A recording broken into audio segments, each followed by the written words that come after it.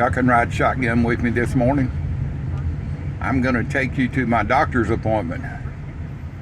One of my cardiologists. His name is Dr. Beveridge, and I'm seeing his PA, or I forget what she is, nurse practitioner or whatever. He's a busy dude, and I can't remember his exact title. Let me roll up so you can hear me here. He's the one that installed my defibrillator in my right shoulder here. And so every once in a while I go and they do a check and make sure the spark plug's still working. And I have a defibrillator, not a pacemaker. I guess my pace is pretty good. No need for it. Just a defibrillator in case the way I understand it, in case my there's parameters set on it, and if my heart gets to slowing down, which it very seldom does because I'm an AFib patient, but if it slows down to a certain point, or if it speeds up past a certain point, it will give me a little tickle. And I've heard the tickle was about like getting kicked by a mule. So I don't think I've ever felt it.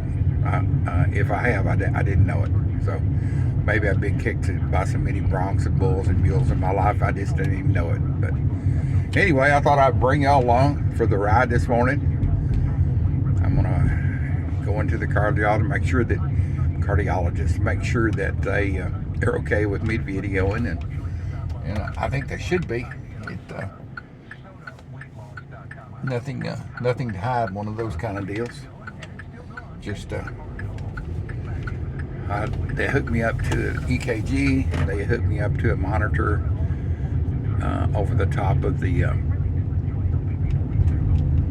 They put something over the top of the defibrillator, and it checks it. So, and I actually have a device at home, and it goes through the Wi-Fi, and every night at 1 or 2 in the morning, when it thinks I'm home resting and sleeping, and most of the time I am at 71 years old, I ain't out partying like I used to be at 1 in the morning, and it takes a reading, and it sends that reading back to my doctor. I can't remember the company that does the reading on it. Anyway, it sends a reading back to him. Not sure I got my billfold yet. He reads it, makes sure there's nothing abnormal, and so fun morning. It's overcast here in Louisville, and it's 73 degrees. And I made some cured beef liver, and I'm wanting to get to the creek or to the lake to go test it out. We used to catch a lot of fish on beef liver, fresh beef liver. I don't know how the cured will work, but I'm anxious to get that done, and I think I've got a video coming up on how I made that, if you're into fishing. If not, it's just an old dude gabbing. So I will see y'all along the road here, and we're heading to Plano, Texas, which on a normal day, about a 20-minute drive to his office. At 3 minutes till 8. My appointment's at 8:45, 9 o'clock. It could be an hour drive just getting the first 20 miles, but the first 15 miles because the traffic backs up. So anyway, see y'all along the road. Well, traffic sucks. I hate traffic. A country boy does not like traffic. I'm gonna get off. I can see it's blocked for the next, just stop and go for the next. I can see about a mile down through there. I know you can't see it on the camera, but I'm gonna go cross country through the country by some of my fishing poles. I got my fishing poles in the back. Heck with the doctor's visit. I'll just stop and dunk a worm in and see if I can get a bite. I absolutely hate traffic. I don't do good in traffic. I don't play well with other people in traffic. I drove a truck cross country one time, an 18-wheeler, and I get up to New York City into Los Angeles. Oh my God, I just absolutely hated driving up there. So anyway, but enough about the old dude's things he doesn't like.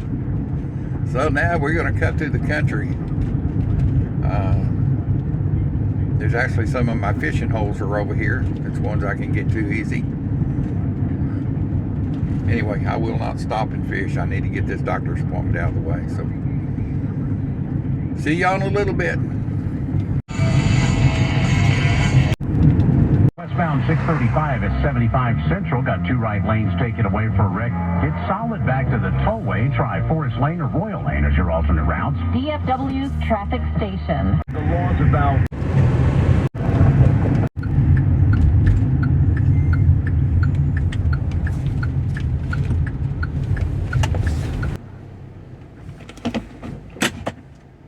We're here.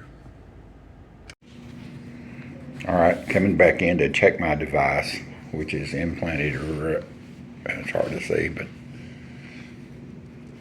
right up in here somewhere. I put my shirt back on. I didn't want to scare y'all with old man boobs.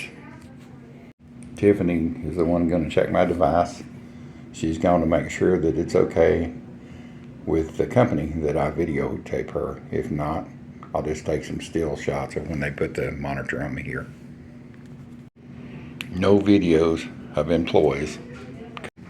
It was, I wasn't expecting what we got. That was really late for it to get dark. It was pretty cool. I'm hoping to be around for the next one. Yeah, right. 65 years. Yeah, I got positive thoughts, right? Exactly, me too. Lord willing, I mean, I don't know. Good. My genes are not that good, so. Yeah, You have a single lead Medtronic ICD. So that's just like the programmer head. And it's just a Kickstarter. I don't have it's just a defibrillator. Well, everybody has a pacemaker. Oh, really? Well, I say that most defibrillators have you have a pacemaker in yours, but you don't pace at all. Okay. My big blousy t-shirts and shirts I wear, they're from my life before. And until I lose some more weight, I'm going to keep on wearing them. Nice and cool, like a tent. Hey, how are you doing? Dr. Average, how are you? I'm good. Nice to meet you. I see that Dr. Wolbert's got you going to see Dr. Cabra coming up next Yes, he month. does. That's good. He does. I was originally going to him both. Yeah. But I didn't walk very good. I couldn't hardly walk at all. When I left the hospital, I was in a wheelchair. Yeah. It was just an ass beating to go over to Cobra's office. I don't know if you've ever been to that location. Hard to get. Oh my God, no parking. Well, like here, Valet, too, you know? yeah, valet parking, and you'd Yeah. wait forever, and I couldn't stand. And so I went a couple times. I said, I just can't. They kind of do the same thing, but a little different each one. Yeah. And so I asked Dr. Wolbert, I said, can I just see you for a while? He said, yeah, and then when you get moving, my mobility changed. So That's good. Okay, Yeah. so you're doing better. That's I'm good. walking. That's good. I know why they put this office where it's at. To get your steps in. Yeah, and get your heart racing until you get back. An old dude like us. I had to stop about 6 or 7 times to rest on the wall, and here I came. So. Yeah. Do you park like in the front or in the back? By the Well, gate I was gonna go over here, just right here, by the, but there wasn't any spots open, except the ones that says cover and they had numbers on them. I didn't want to park there. Well, there's a little ramp to the side. Yeah, Those are patient. They were all They're all booked up. They are? Yeah. Okay. So I went around to the back. My wife goes to the endocrinologist Yeah. across the hall here. Yeah, Sorsby's group. Yeah, sort of, yes.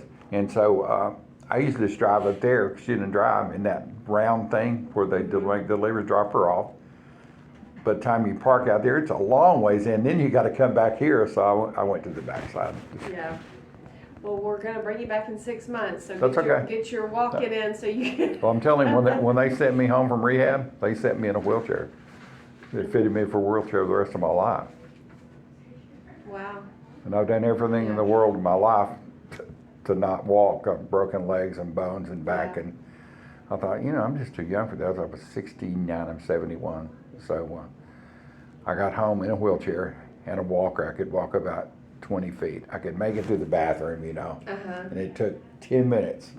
So you better make sure you got plenty of time to get there. Yeah, Don't wait till the last night. Right. And so pretty soon I noticed that I could take the walker and push it a couple of feet away, and then kind of walk up to it. Kind of had my hands on it, but And then pretty soon I could slide it down the hall for about 5 or 6 feet and kind of walk to it. Okay. So I showed my wife, and I had a Training. therapist coming in, you know, that was helping me, and she said, "Oh, that's good." And so one day the therapist, I said, "I want to walk out on my front porch. I love the outdoors." And she said, "Well, what are you going to do?" And I said, "I want to go down my steps." She said, "Well, you're a big dude. I don't know if I can, if you fall, I don't know if I can do it." And it was, you know, I wasn't walking very good. Yeah. I said, "Well, I'll call my buddy Randy. He's a big guy, and he'll come down here and help. Just in case I fall, he won't let me Okay. fall." So she said, "Nah, we can't do that yet." And I said, "Okay, well, I'll just call Randy when you're not here." So I called him one day and I said, "Hey, can you come down here a minute?" And he said, "Yeah." So I got out to the porch. I could do that. I just wasn't sure about taking these 3 steps down, you know. Mm-hmm.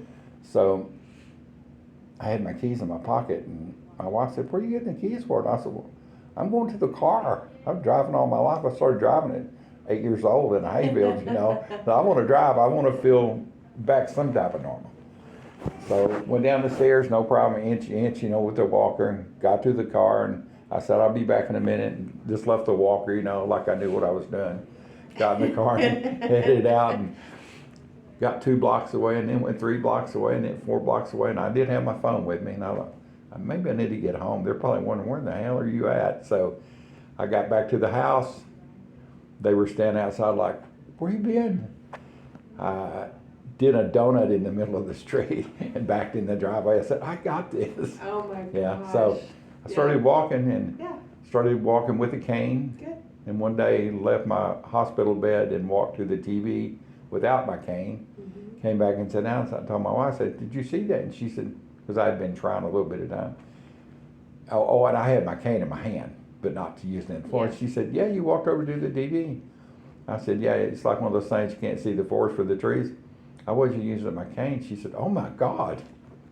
So, So you've been doing all the work. That's Yeah, good. yeah, slowly That's but really surely. good. And you were motivated. And Motivated, all yeah. that. That's great. to That's stay great. alive another year anyway. Yeah, every day's a present, right? It really is. I've got a YouTube channel, and I tell everybody on that, you know, never give up, never look backwards, keep on going forward. Mm-hmm. Yep. If you don't move forward, you're stuck. That's it. Yeah. So you wanna. I'm proud of you. Yeah, thank you. That's great. Appreciate it. That's great. And you got really good doctors too. Yeah, I got the best. Well, you know, your defibrillator, things are looking great. Yeah. 5.5 years until Dr. Beveridge changes the battery. Right. You know, sometimes, like when you see Dr. Cabra, and are you having any swelling or shortness of breath or heart failure or anything like that? Okay. Well, I'm in heart failure. I've been in it Sometimes for a they'll long time. recommend like another lead. Have you Right. ever talked about that on the other side? So that could be something that could potentially, but again, you're going to get another echo, you're going to get Right. blood work and all Right. that. And you're on amiodarone for ventricular tachycardia, and Right. it's managing it well. You're not getting Okay. shocked. Right. Your pulmonary function test back in December, it showed moderate restriction but no diffusion changes. So when I saw that, I was like, okay, let's just get you in with a pulmonologist because, you know, you're on amiodarone. But Dr. Beveridge said we can wait on that. Remember Okay. the patient message? Right, verbal? Okay. yeah.